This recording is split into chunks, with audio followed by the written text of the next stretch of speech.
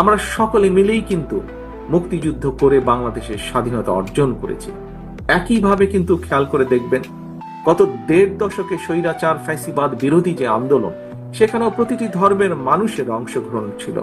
আজকের অনুষ্ঠানের সভাপতি থেকে শুরু করে বিভিন্ন ব্যক্তি, আপনারা যারা বক্তব্য রেখেছেন, আপনাদের বক্তব্যে এই বিষয়টি ফুটে উঠেছে সম্পূর্ণভাবে।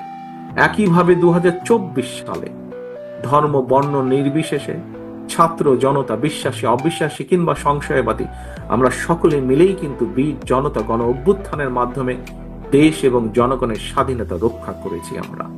সুতরাং এই দেশটা কোনো ব্যক্তি কিংবা দলের নয়, এই দেশটা আমার, আপনার, আমাদের সকলের। এই দেশটা এই দেশের জনগণের।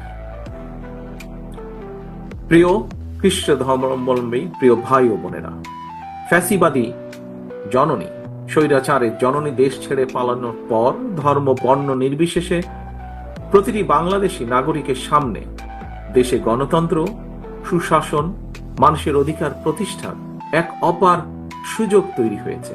ঐক্যবদ্ধভাবে আমাদেরকে অবশ্যই এই সুযোগটিকে কাজে লাগিয়ে একটি বৈষম্যহীন, গণতান্ত্রিক, ইনসাফ ভিত্তিক মানবিক রাষ্ট্র ও সমাজ প্রতিষ্ঠার জন্য কাজ করতে হবে।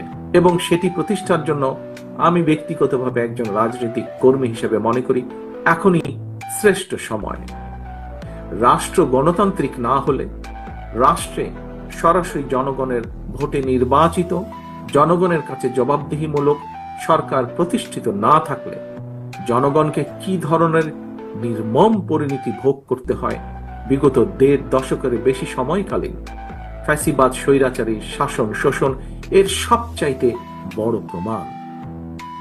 প্রিয় উপস্থিতিবৃন্দ, মঞ্চে উপস্থিত সম্মানিত রাজনৈতিক এবং ধর্মীয় নেতৃবৃন্দ, সুতরাং ভবিষ্যতে আর কোন ষড়যন্ত্র যাতে বাংলাদেশকে গণতান্ত্রিক যাত্রা পথ থেকে বিচ্যুত করতে না পারে, সেজন্য আসুন আমরা যে যার অবস্থান থেকে ভূমিকা রাখি।